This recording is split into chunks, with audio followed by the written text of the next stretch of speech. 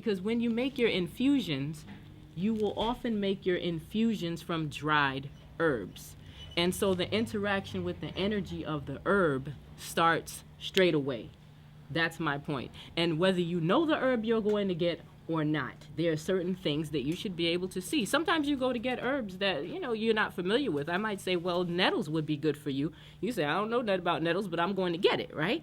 You go there, you get something, and I tell you nettles is green, right? They take out the nettles, it's brown or it's yellow, and it has no scent. You don't want that. Right? That is not the thing that's going to give you the optimum amount of nutrition, medicine, right, for your body. Ashe, energy, that's not what you want, right? So that's the beginning of it. So what's an infusion? An infusion is when you take an herb. Usually I use dried herbs for infusions. I told you all that. Sometimes fresh, but usually dried. I put them in a jar like this.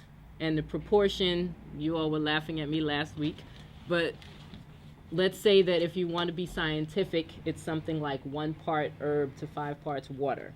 If you want to be, like a lot of our grandmas were, you're going to grab a handful of it, throw it in there, and decide whether or not that's enough, okay? That's just how that's going to go. You're going to feel your way through it, okay? Even in the beginning, you might feel your way through it, because I did.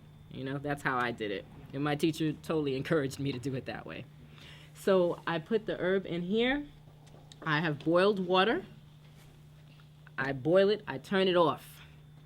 And then I put the boiled water in this container over the herb. I fill it all the way up to the top. You see the great thing about these jars?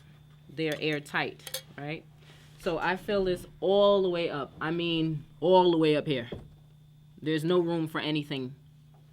And then I cover it. I put that on there. I put this on there, and I let it sit for the amount of time it needs to sit. Okay? That's an infusion. That's how you make that. Okay? And infusions are a great thing to take by themselves. With them, they're wonderful medicine in and of themselves, but they're also the beginnings of many other medicines, which is so exciting about infusions. Okay? Little tricks with infusions, just so you know, because I'm hoping that you all are going to start making infusions like now, if you haven't already started, okay? Something like red clover, for example, you'll notice, my teacher used to tell me, open your infusion at some point, you'll notice that the herbs have enjoyed some of the water, so the herbs and the water will be down here, whereas it was up here when you started, right? So she would say, top it up, put a little bit more water on there, cover it back up, top it up. Until I saw it, I didn't get it, okay? So my herbs are down here. They drank.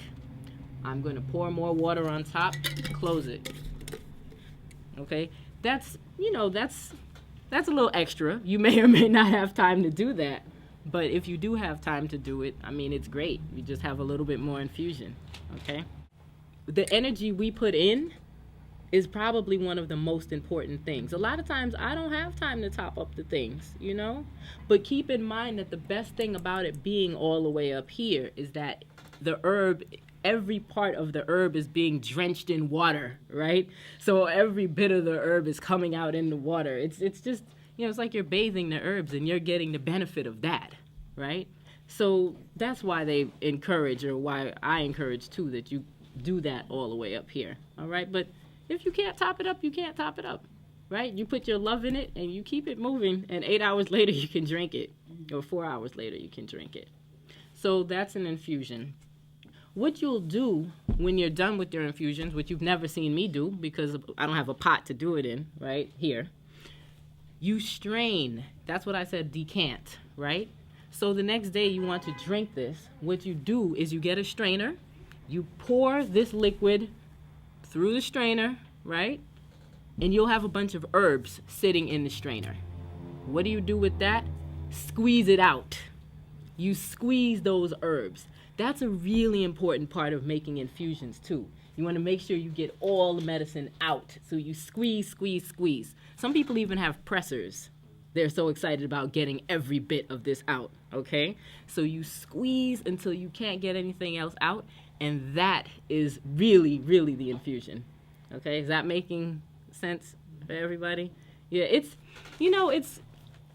a ritual. in a way, when you get ready to make an infusion.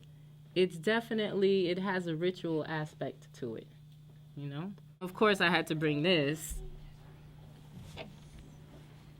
Sage, okay? So, again, because I wasn't out in the wild, it's not spring, I would go and dig up all kind of whatnots for you. I had to really just vibe on what would be some good winter medicine for you.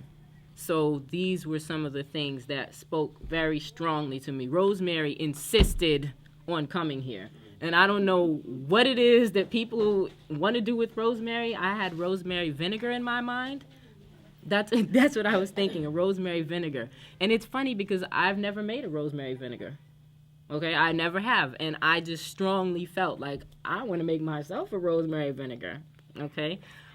Sage, I mean, you do whatever you want with the sage. I really like sage honey, which is not going to be a surprise to most of you, right? It's the name of my blog, too, the sage honey. And sage and the honey together, great against coughs, okay? So I guess you can decide which one you want. I can tell you about each of the herbs to help you decide, or you can just come up and grab what you're attracted to, and we can talk about them later. What would you like to do? Have fun. One more thing. Yes. I was just told yesterday The luxury metal, you know what I mean? That's a breath that costs $300. Do you want it smaller? There's a $150 one too. That's the one, I like that idea. Oh, no problem. You still have more ginger. I've learned in this just 2 weeks period to appreciate the healing powers of herbs, and something that I was a skeptic when I came into the last week, and just that last week I've become a believer. It can't hurt. Okay. Okay? It won't hurt to have ginger in that iron brew. Yeah. That won't hurt.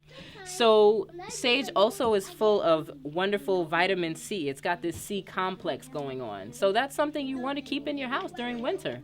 Definitely. So what else? Antiseptic, sore throats, tonsillitis, colds. This is great, actually.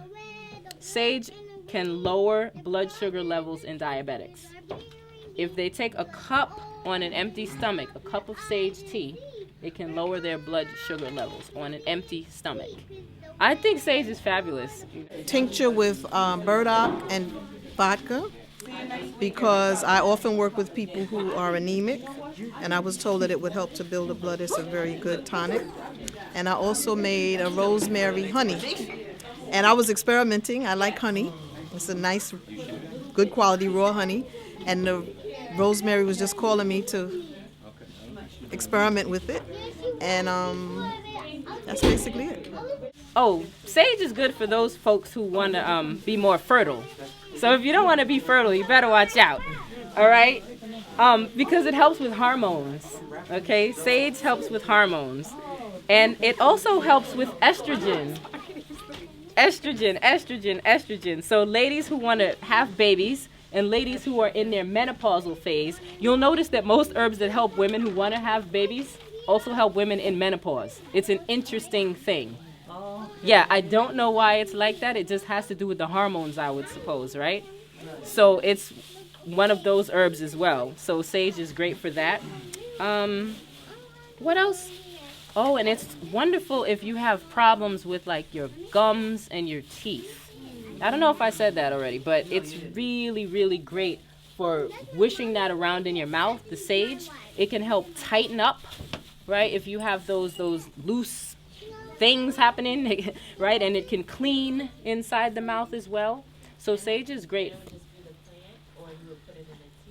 Either one. I'm sure you could chew it. That could be something that's, I mean, if the teeth aren't too loose, you can chew that up. But making an infusion out of it and gargling, swishing, mouthwash, that would be nice. Witch hazel is good for that too, actually. Witch hazel and sage are great for teeth, for tooth and gum health.